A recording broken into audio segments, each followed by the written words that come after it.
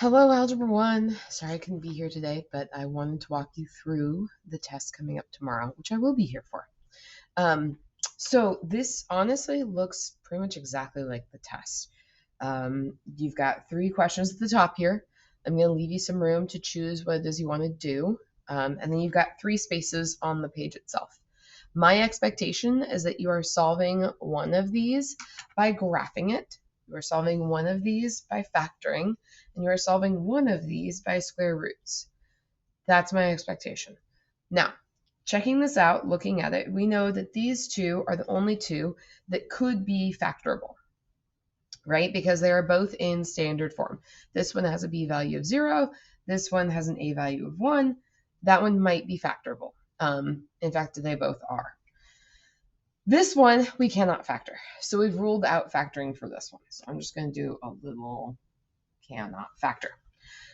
However, it is graphable because it's vertex form. In fact, it's lovely to graph because it's vertex form. So this one could be one that you choose to graph, or it's also vertex form, so you could solve by square roots.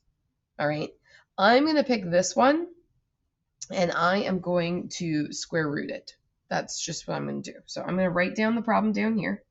So y equals 3, x plus 1 squared minus 3.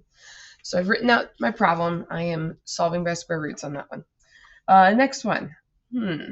Well, I kind of want to graph this one, but I realize I can't, because if my b value is 0, that means my axis of symmetry is going to be on my y-axis. But then my vertex would be down at negative 25, and that just won't fit on my graph. So I'm actually going to end up factoring this one.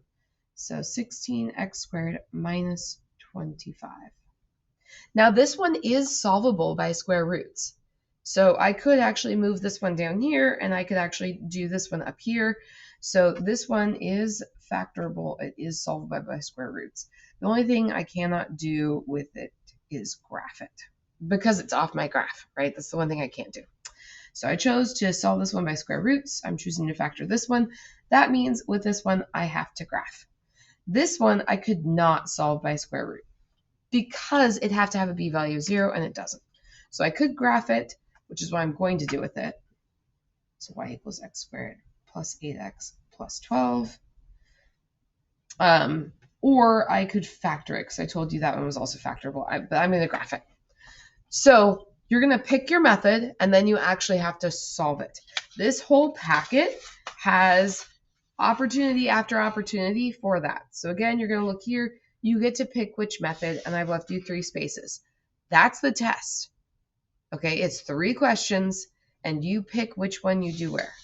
Same thing with this one. Same thing with this one. So you should do this entire thing. You only have the class period tomorrow. That's it for 3 questions. You can probably get this whole packet done today, honestly. So let's do this really quick. For this one here, first thing I want to do is figure out my A, which is 1, my B is 8, and my C is 12. Now remember, this one, because it's standard form, it is opposite B over 2A. So that means I'm going to have, well, the opposite of positive 8 would be negative 8 over 2 times 1. So we get x equals negative 4.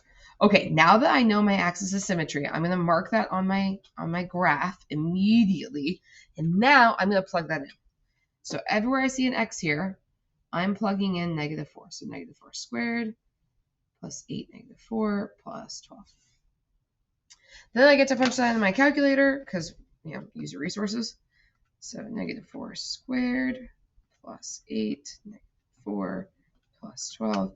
I got negative 4. So that means my vertex is at negative 4, negative 4. Oh, that's kind of cool. So it's right there. That's my vertex. Now I'm going to do my normal thing, which is my table. So I'm starting negative 4, then I'm going to do negative 3, then I'm going to do negative 2. I'm going to find I have this point, and I have this point.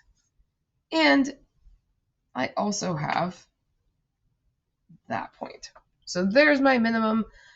I went a little overboard, it's true. I can reflect these across. And now I get to connect them. Remember, round bottoms. We want round bottoms. Now be careful, this should not cross your y-axis because we know the y-intercept's up here at 12, right? So make sure you have a nice, within where it's supposed to be. But now I can actually see where it crosses my x-axis. My line's not perfect there, but I know my x-intercepts are at -6, 0, and -2, 0. And those are both real. All right, factoring. My a value is 16. My b value we already know is 0 because he's not there. And my c is this -25. Well, when I do that, -16 times 25 gets me -400. And my b is 0. Quick note, don't forget you need to check for a GCF first. But the GCF was 1, so I skipped it pretty quick. Okay, next thing I'm going to do is figure out what multiplies to make 400 but adds to make 0. Well, that has to be 20 and -20. Remember, on here, you could do your square root of 400, and it will pop it out for you, too. So you've got a couple options there. Just remember, one's positive, one's negative. So that means I have 16x squared minus 20x plus 20x minus 25. Those go in my box, and out is going to pop 4x minus 5, 4x plus 5. And that's my y equals. So I change this into a 0 equals 4x minus 5, 4x plus 5, right? And now I get to solve. So I take each of these and set it equals 0, but because it's the same, well, it's not actually the same because that guy's different. So this one equals 0, I subtract 5. 4x equals -5 divided by 4. I get x equals -5/4.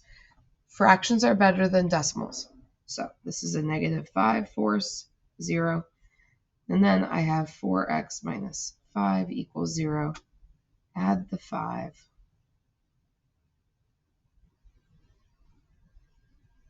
I get x equals 5/4.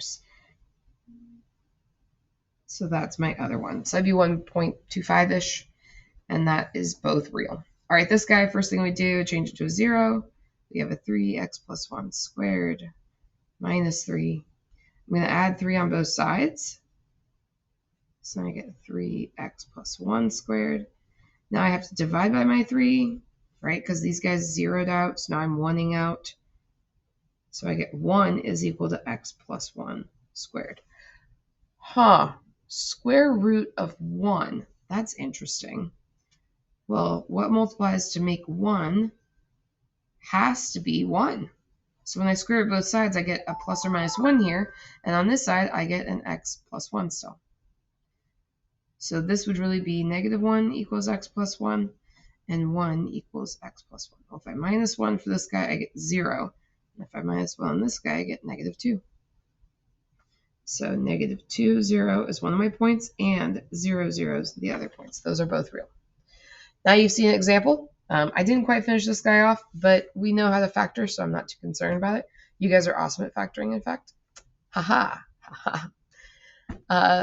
Feel free to email me with questions, but you can do this. And I've posted the answer key.